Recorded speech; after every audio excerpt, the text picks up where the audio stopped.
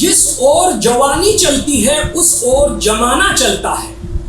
लेकिन भाजपा सरकार को देखिए, जो जवानी को ठग रही है और जमाने को भटका रही है। उत्तर प्रदेश की योगी सरकार ने एक बार फिर से युवाओं के सपनों पर वार किया है।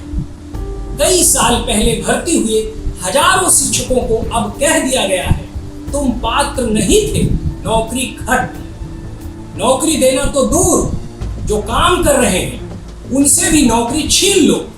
ये है यूपी की डबल इंजन सरकार का असली चालाकी मॉडल।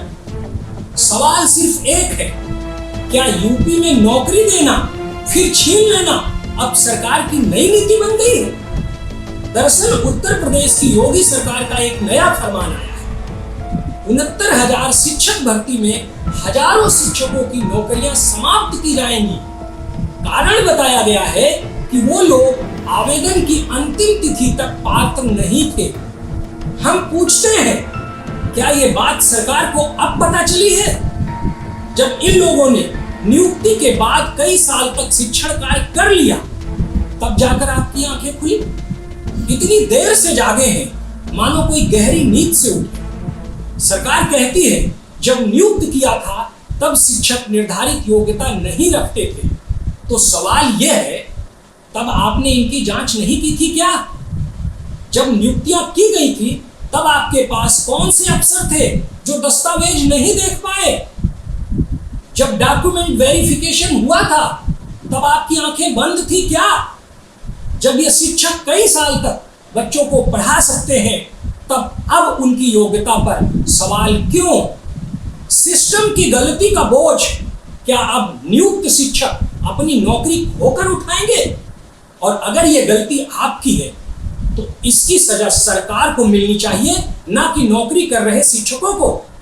मैं तो कहता हूं, दरअसल डबल इंजन वाली उत्तर प्रदेश की योगी सरकार छात्रों को नौकरी देना ही नहीं चाहती और वह सिर्फ समय टालने के लिए तरह तरह के हथकंडे अपनाती है।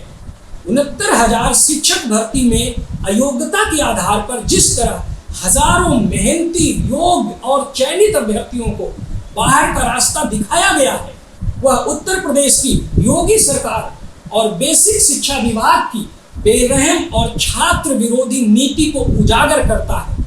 यह केवल प्रशासनिक विफलता नहीं, बल्कि बेरोजगारी और युवाओं के भविष्य से किया गया क्रूर मजाक है।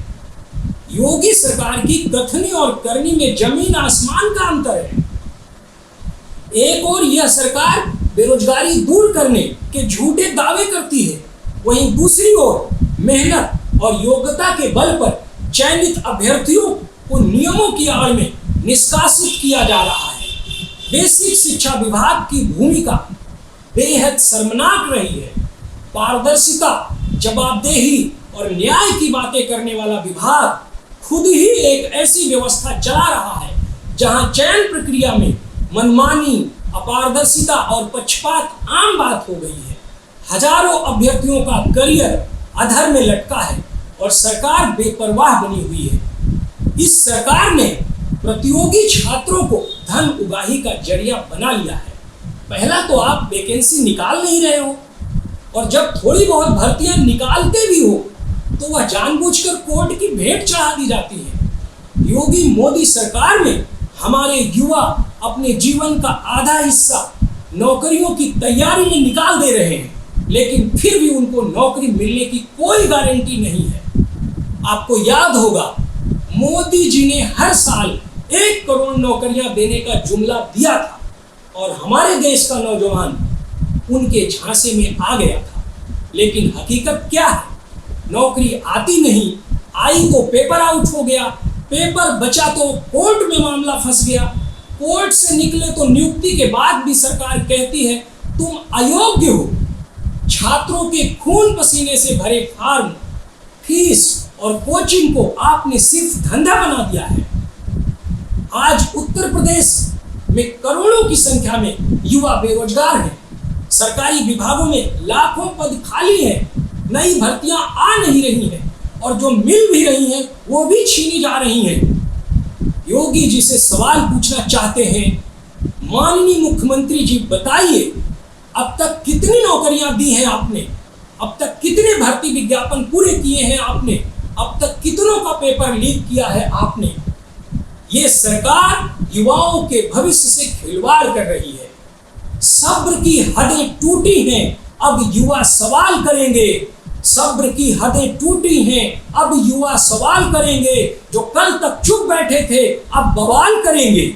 याद रखो, जब युवा ठान लेता है तो सिंहासन हिलते हैं और सरकारें तक गिर जाती हैं।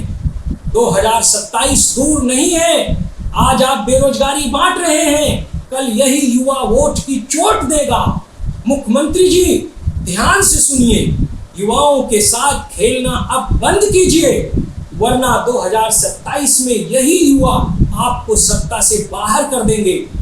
तू तख्त की फिक्र कर, हम ताज बदल देंगे। तेरे कानून क्या हैं, हम राज बदल देंगे।